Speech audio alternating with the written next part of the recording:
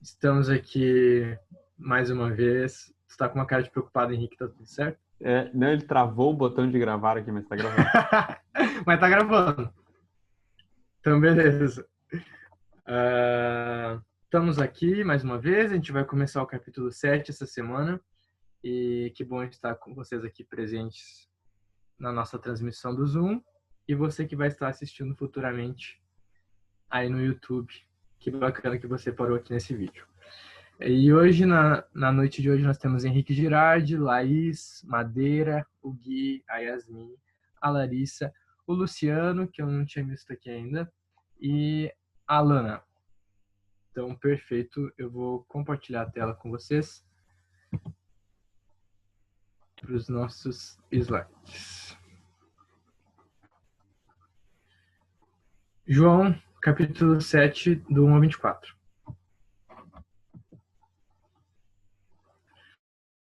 A incredulidade dos irmãos de Jesus. Passadas essas coisas, Jesus andava pela Galileia, porque não desejava andar pela Judéia, visto que os judeus queriam matá-lo. E a festa dos judeus, chamada de Festa dos Tabernáculos, estava próxima. Então os irmãos de Jesus se dirigiram a ele e disseram: Tá, até aqui a gente viu vários fatos de Jesus, milagres que ele estava fazendo, já começou os questionamentos dos fariseus, e aqui a gente já vê uma realidade de que já estavam as pessoas planejando contra ele, planejando matar ele. Mais adiante, nos próximos versículos, a gente vai ver, ele vai especificar um evento que gerou isso, dessa, como é que é a palavra? Dessa tramóia aí da galera pra cima dele.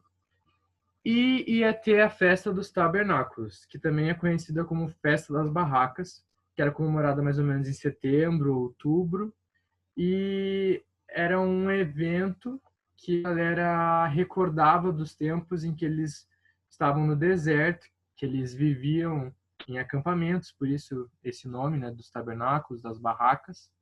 E então era uma tradição deles, eles colocavam galhos em cima das suas casas para relembrar, outros vinham de longe e ficavam em barracas, mas era um evento que ia juntar bastante judeus de vários lugares, tá?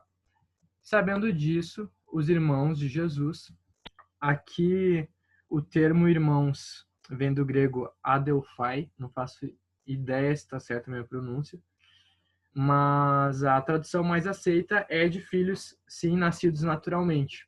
Então, a gente crê que depois de Jesus, né, que a Bíblia fala que Jesus era o filho primogênito de Maria, até porque ela era virgem, né? Depois ela veio a ter outros filhos, né? Mas vocês podem ver depois por aí que há outras tradições, na verdade a tradição católica romana, especificamente, ela tem a crença de que a Maria ela permanece virgem, tipo assim, a vida toda, né? Porque a gente já sabe que eles idolatram Maria, né? E a colocam na posição de santa. Então acho que para reforçar mais isso, eles a colocam como uma virgem, tipo assim, para sempre.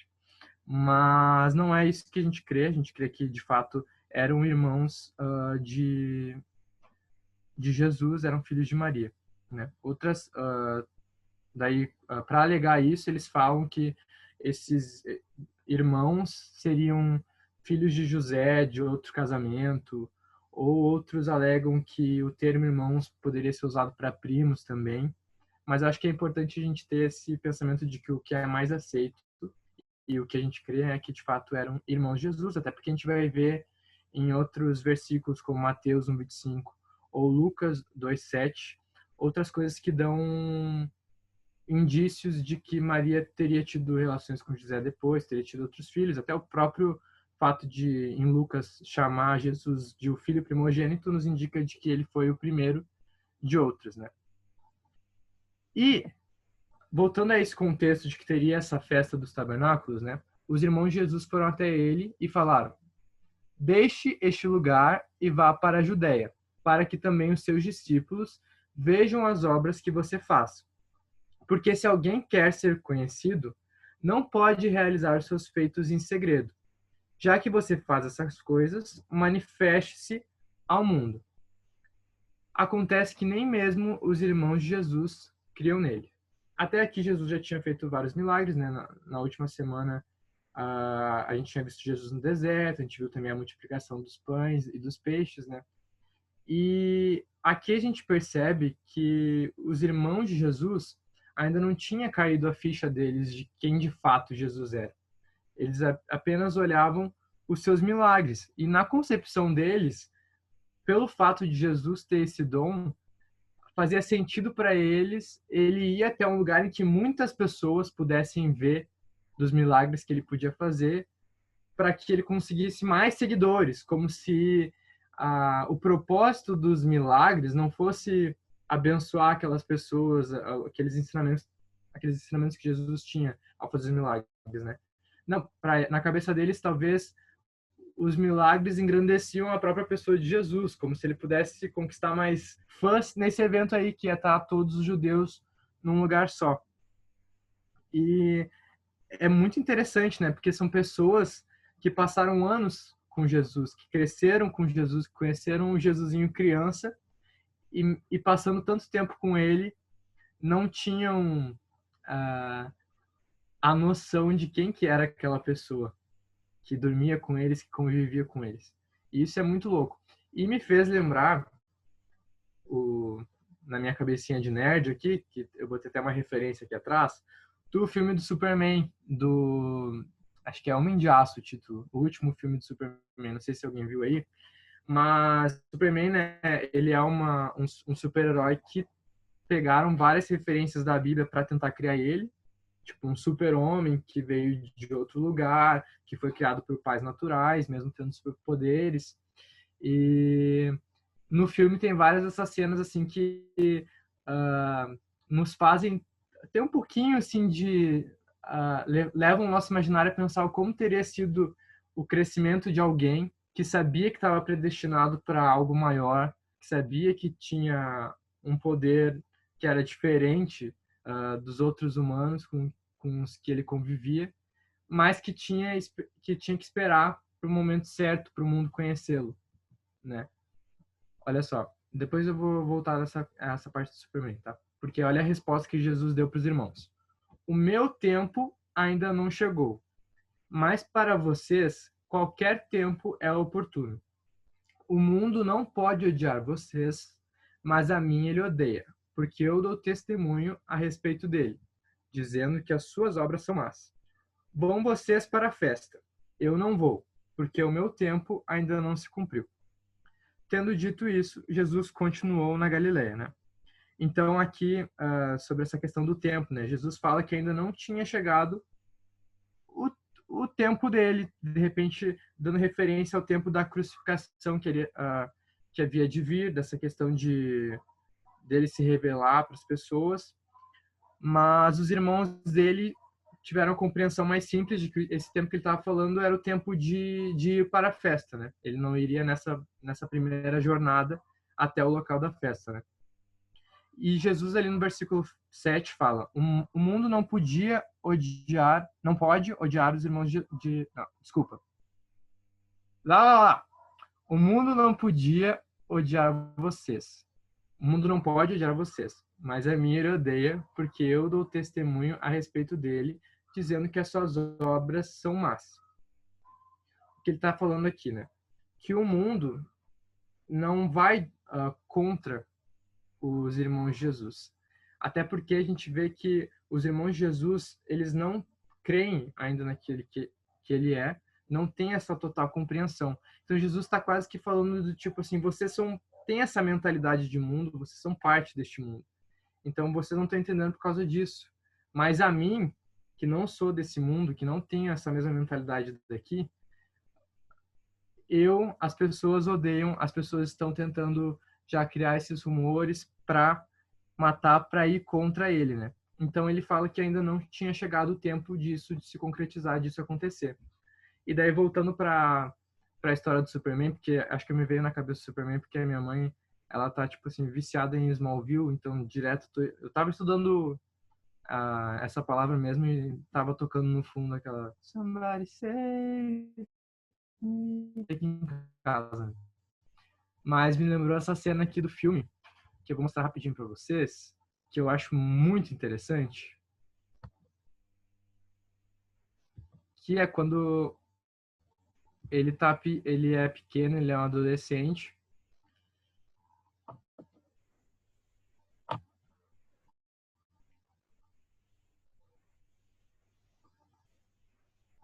que acho que vocês não estão ouvindo o áudio, né? Mas basicamente ele tá falando para ele se levantar, para ele reagir, e ele não pode fazer nada porque ainda não chegou o tempo dele.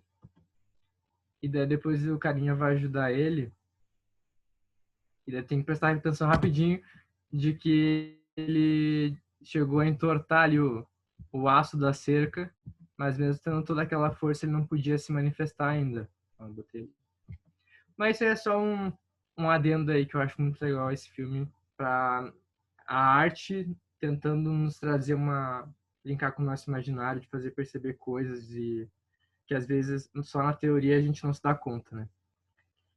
Ah, beleza, então depois que os seus irmãos tinham ido à festa, Jesus também foi, não publicamente, mas em segredo. Até porque ele falou ali no anterior, eu não vou, daí as pessoas já ficam meio tipo assim, tá, como assim tu não... Ele falou que não vai, mas depois ele foi, mas é porque o tempo verbal do grego, de acordo com a NA, ele pode muito bem ter esse sentido de não ir agora, não que como se fosse uma palavra definitiva da situação dele de não ir para a festa. Mas ele foi depois, e ao contrário da ideia, do ideal dos irmãos dele, que achavam que ele tinha que ir lá para se aparecer, ele não foi publicamente, mas em segredo. Ora, os judeus o procuravam na festa e perguntavam: onde estará ele? Porque as pessoas já sabiam de Jesus, as pessoas já falavam de Jesus, e nesse grande evento de judeus, sabendo que Jesus era judeu, as pessoas se perguntavam quando que ele iria aparecer lá, né? E havia grande murmuração a respeito de Jesus entre as multidões. Uns diziam: ele é bom, e outros afirmavam: não, não é, ele engana o povo. Entretanto, ninguém falava dele abertamente por ter medo dos judeus. Eu acho que aqui, mais uma vez, a gente vai ver o sentido principal desse início do capítulo 7, que fala muito sobre as ideias que as pessoas tinham de Jesus. A gente começa vendo os irmãos dele, entendendo Jesus como um cara que faz milagres, mas sem entender de fato a essência de quem ele era. Aqui, mais uma vez, a gente vê vários julgamentos e pessoas falando: ele é bom, mas superficialmente. Tipo, o que é bom, né? Tipo, ele não é simplesmente bom. Ele não é alguém que faz coisas de bondade. Ele é o Filho de Deus. Ele é o Cristo. Ele veio trazer vida. Ele se revelou no capítulo anterior como o pão da vida, o pão que desce do céu. Ele revelou que tinha vindo pela vontade do Pai. Mas aqui as pessoas o viam de uma maneira superficial, mesmo aquelas que acreditavam que ele era alguém bom, simplesmente se limitavam a isso, bom. E ainda havia aqueles que falavam: não, ele é um enganador. Então aqui a gente vê muitas pessoas criando suposições sem entenderem de fato quem que ele é verdadeiramente.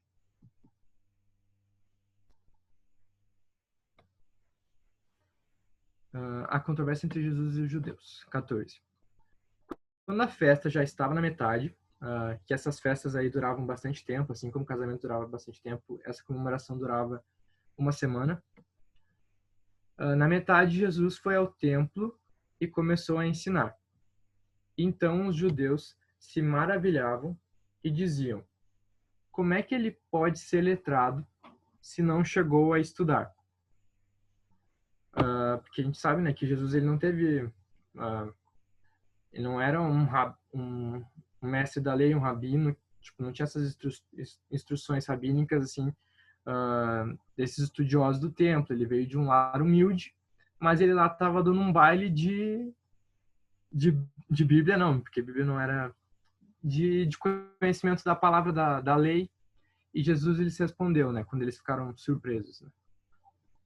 O meu ensino não é meu, mas daquele que me enviou. Se alguém quiser fazer a vontade de Deus, conhecerá a respeito da doutrina, se ela é de Deus ou se eu falo por mim mesmo. Tá. Primeiro aqui ele já declara, esse ensino que eu estou trazendo para vocês, ele não é meu, não é simplesmente um conhecimento teórico vindo de mim, mas é a palavra daquele que me enviou.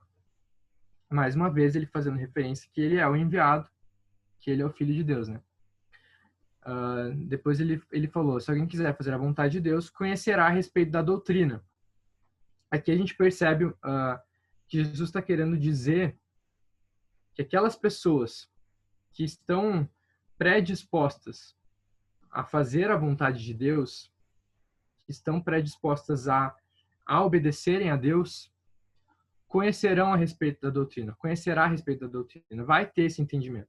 Porque até agora, no capítulo todo, a gente tem visto pessoas que não, de fato, entenderam quem Jesus era, né? Tem feito suposições, porque eles faltam a humildade, essa entrega de querer fazer a vontade de Deus. Se ela é de Deus, conhecerá a respeito da doutrina, se ela é de Deus ou se eu falo por mim mesmo, né? Vai entender que isso que eu estou falando não é de mim, não é do meu próprio conhecimento, mas sim do próprio Deus. 18.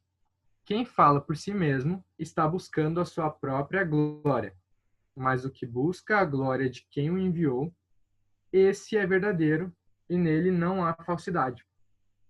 Mais uma vez que Jesus está falando algo que em todo o capítulo de João até agora tem sido muito claro, assim, de Jesus buscar os caminhos de não para se gloriar. Desde aquele momento lá em Samaria, que as pessoas já quando começou a juntar tumulto, Jesus ia lá e ia ficar sozinho, ou quando as pessoas queriam colocar ele a ser rei pela força, ele não queria isso.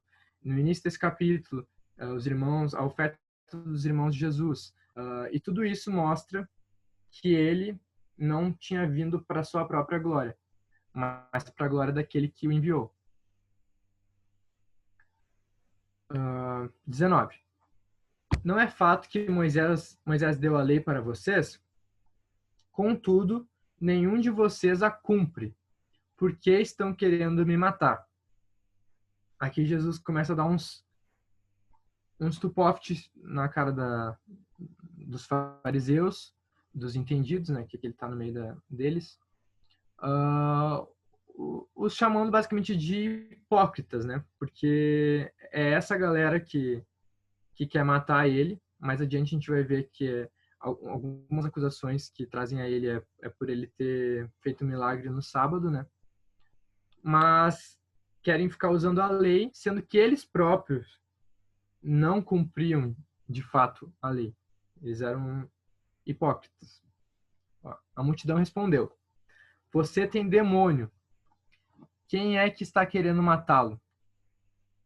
Então, essa é uma das várias vezes na Bíblia que acusam Jesus de ter demônio, porque a galera não consegue suportar as verdades que Jesus traz à tona e já querem inventar alguma coisa, já querem justificar, colocar ele como enviado do demônio. Essas mesmas coisas que eles também falavam do João Batista. Além de acusar Jesus de ter demônio, outras acusações que traziam a ele era de enganar o povo, ou questionar sua sanidade, chamando ele de louco, ou de blasfêmia, ou a quebra do sábado, que Jesus vai falar mais para frente, que era uma das acusações que traziam a ele, né, de que ele estaria infringindo a lei. Jesus respondeu: um só feito realizei, e todos vocês ficaram admirados. Aqui, um só feito que ele realizou foi um milagre lá no tanque, né? Que foi um milagre que ele fez lá com o moço que estava esperando, que ele era aleijado e foi curado no sábado, né? E daí agora Jesus vai falar sobre isso. Moisés lhes deu a circuncisão, se bem quisesse, mais dos patriarcas, né? Que essa lei antecede Moisés, patriarcas, né? Os pais ali a partir de Abraão, Isaac e Jacó, que esse mandamento veio lá desde Abraão, da circuncisão, né? E vocês fazem a circuncisão de um menino até mesmo no sábado, porque era permitido fazer esse ritual da circuncisão no sábado. E se um menino pode ser circuncidado em dia de sábado, para que a lei de Moisés não seja desrespeitada, porque era parte da lei, né? Por que vocês ficam indignados contra mim pelo fato de eu ter curado por completo um homem no sábado? Aqui eles escancarando a hipocrisia dessas pessoas, né? Porque, eles podiam fazer essa cirurgia, né, da circuncisão para purificar, né? Porque eles tinham essa crença de que a circuncisão era para purificar. Podia fazer essa circuncisão numa pequena parte da pessoa. E Jesus, que queria fazer um bem muito maior para alguém, não numa pequena parte, mas no corpo inteiro do homem, ele era acusado, ele queriam matá-lo por estar infringindo a lei de Moisés, né? Então aqui ele termina com esse versículo 24, que eu acho que resume muito da mensagem desses primeiros versículos, que é: não julguem segundo a aparência, mas julguem pela reta justiça. Por que isso se resume, né? Porque aqui a gente vê vários exemplos de pessoas que não conheciam Jesus, não reconheciam por aquilo que ele de fato era, né? Que nem eu falei, né? Alguns o consideravam alguém que fazia grandes proezas, que fazia grandes milagres. Outros se admiravam pela inteligência dele, pelo domínio dele sobre a lei, ali quando ele foi no templo. Mas todas essas coisas não revelavam o total, a verdade de quem ele é, né? Eram coisas da aparência. E aqui Jesus fala, né, que era só isso que eles faziam, julgar pela aparência, né? E quantas vezes a gente não faz isso também, né? Mas julguem pela reta justiça. Julguem por aquilo que de fato é importante. Eu acho que uma das coisas também que me veio de insight nisso é que a gente enxerga muito aquilo que as pessoas podem fazer. Isso até mesmo dentro da igreja. A gente enxerga as pessoas, se elas são santas ou não, pelo dom que a pessoa tem de falar, pelo quão envolvida muitas vezes ela está em algum ministério, na liderança, exercendo os seus dons. Mas isso não é isso que conta, que nem esses caras aqui que estavam julgando quem seguia certinho a lei de Moisés, né? Aquilo que de fato importa são os frutos, né? Os frutos do Espírito. O que a pessoa mostra com a vida dela, né? E é isso que Jesus está querendo trazer de ensinamento, através de que não julguem segundo a aparência, mas julguem pela reta justiça. Também que a gente possa perceber se a gente muitas vezes não está tendo esse papel de estar julgando outras pessoas pelas coisas superficiais, por se a pessoa tá cumprindo a escala certinho dela, se a pessoa não falta um culto, mas que de fato a gente possa conhecer as essências das pessoas, né? E aquilo que transparece de verdade, se ela tem frutos do Espírito. Amém? Vou parar de compartilhar a tela aqui.